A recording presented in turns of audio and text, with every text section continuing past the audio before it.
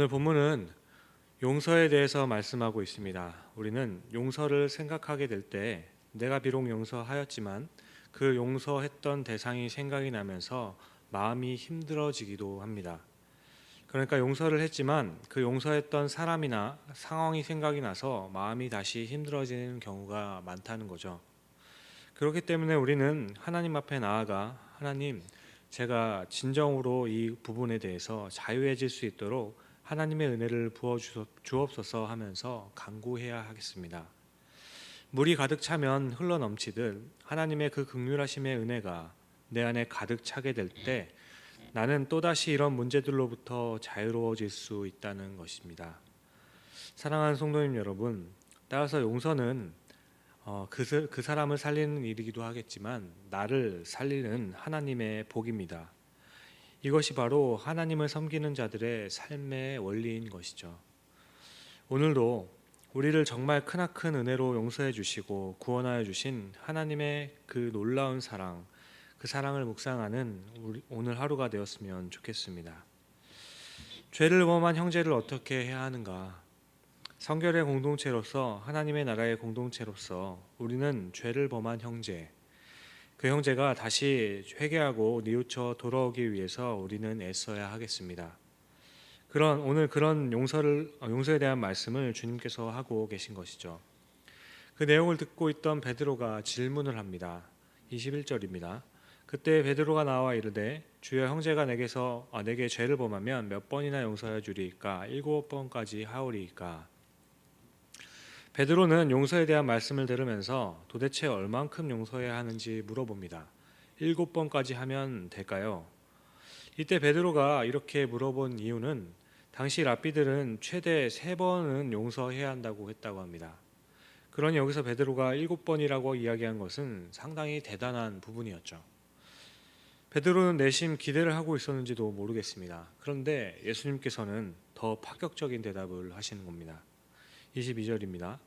예수께서 이르시되 내게 이르노니 7번뿐 아니라 7번에 70번까지라도 할지니라. 예수님께서는 70번이라도 해야 한다고 하시는 것이죠. 그런데요, 여기서 예수님께서 하신 말씀의 의도는 1번, 2번 이런 식으로 숫자를 세면서 용서하라는 의미라기보다는 용서함에 있어서는 제한이 없다라고 말씀하고 계신 겁니다. 이것은 바로 하나님의 나라는 용서에 있다는 것이죠. 용서로 움직이는 공동체가 바로 하나님의 공동체라는 말씀입니다. 우리가 죄인 되었을 때 하나님의 용서로 우리는 의인이 되었습니다. 우리는 하나님의 용서로 천국의 소망을 갖고 살아가게 됩니다. 그렇게 예수님께서는 한 예를 들어 말씀을 이어가십니다. 24절과 25절입니다. 결산할 때 10,000달란트 빚진 자를 하나를 데려오매 갚을 것이 없는지라 주인이 명하여 그 몸과 아내와 자식들과 모든 소유를 다 팔아 갚게 하라 하니, 여기서 나오는 10,000달란트는 약 6,000데나리온 정도 된다고 합니다. 당시 한 노동자가 약 20년은 일을 해야 벌 수 있는 돈이라고 하는 것이죠. 그런데 오늘 이 돈을 어떤 방법을 강구하든지 간에 다 갚으라고 합니다. 이 부분은 하나님의 공의의 측면을 또한 말씀해주고 있는 부분입니다. 하지만 그것을 갚을 수 없는 이 빚진 자는 임금에게 간청을 하게 되죠. 26절과 27절이죠. 그 종이 엎드려 절하여 이르되 내게 참으소서 다 갚으리다 하거늘 그 종의 주인이 불쌍히 여겨 놓아보내며 그 빚을 탕감하여 주었더니, 여기서 빚진 사람은 다 갚을 터이니 조금만 참아달라고 간청을 합니다.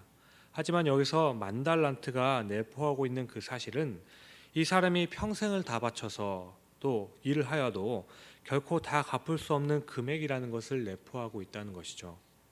이런 모습 가운데 주인은 전혀 갚을 수 없는 상황 가운데서도 갚겠다고 조금만 더 기다려달라고 애쓰는 그 모습을 보고는 불쌍히 여겨서 그 빚을 다 탕감해 주었다고 합니다.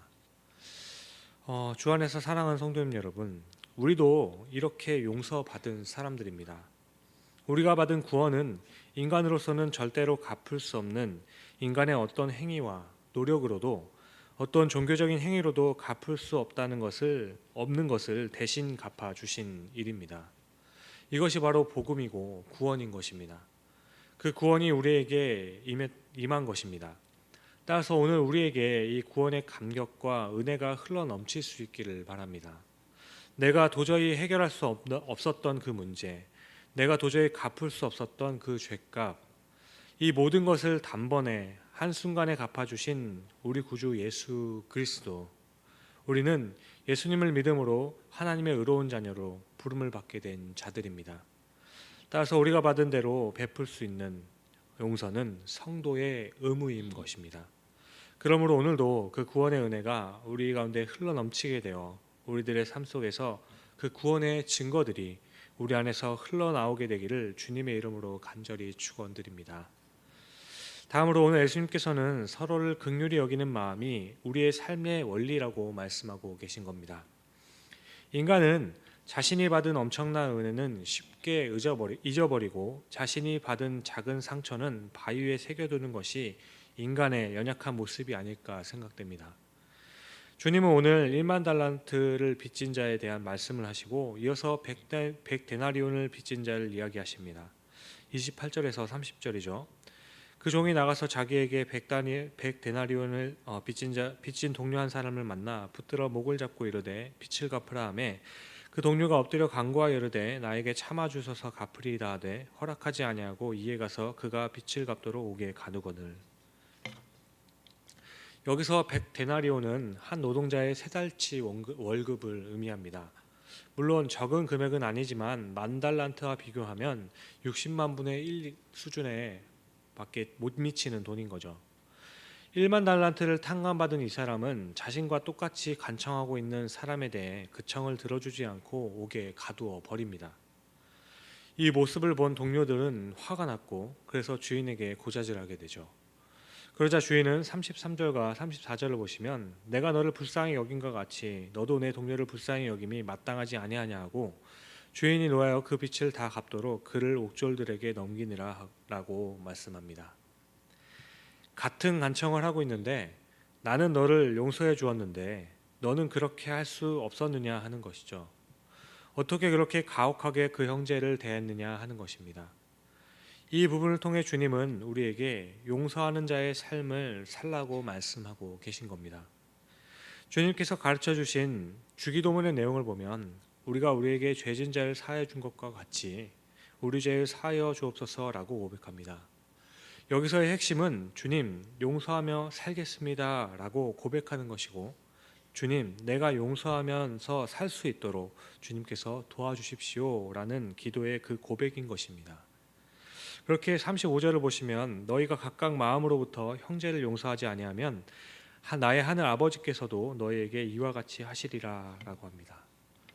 그러니까 다시 강조하는 것은 서로가 용서하고 서로가 긍휼히 여기는 것이 바로 우리 구원받은 백성들의 삶의 원리라고 하시는 것입니다.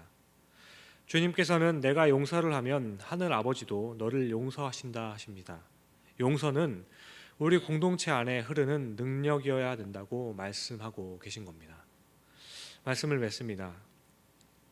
사랑하는 성도님 여러분, 우리는 거저 받았기 때문에 거저 줄 수 있습니다. 우리는 사랑을 받았기 때문에 사랑할 수 있고 용서받았기 때문에 용서할 수 있습니다. 우리는 구원, 그 엄청난 은혜를 받았기 때문에 그것 또한 나눌 줄을 알아야 하겠습니다. 장기 이식을 받은 사람은 그 수술 자국을 보면서 그 수술 자국 때문에 그 수술 자국을 볼 때마다 그 장기를 이식해 준 사람에게 감사한다고 고백한다고 합니다. 그리고 그 감사의 삶을 살아간다 합니다. 우리도 마찬가지입니다. 우리에게 예수 그리스도의 흔적이 있다면 우리 또한 감사하며 그 예수님의 삶을 우리의 삶 속에서 행해야 되지 않을까 싶습니다. 사랑하는 성도님 여러분, 예수 그리스도의 흔적, 그 구원의 흔적, 예수 그리스도의 보혈의 십자가의 그 흔적, 우리는 그 흔적에 있는 사람들입니다. 그 은혜를 받은 사람들입니다. 그러므로 오늘도 서로를 돌아보면서 내가 용서를 받았기 때문에 용서하는, 그렇게 용서를 흘려보낼 수 있는 믿음의 사람들, 그래서 영혼까지 살리기는 자가 되어서 주님께로 돌아오게 만들 수 있는 사람들이 되는 영혼 구원의 역사를 만들어가는 우리의 삶이 될 수 있기를 간절히 축원드립니다. 이것이야말로 이 세상에서 가장 값진 삶이고 복된 삶일 줄로 믿습니다. 하나님의 사랑과 은혜와 하나님의 용서하심이 흘러 넘치는, 나를 통해서 흘러가는 축복의 통로에 복된 삶을 살아가시는 저와 여러분들이 되기를 주님의 이름으로 간절히 축원드립니다. 기도하시겠습니다.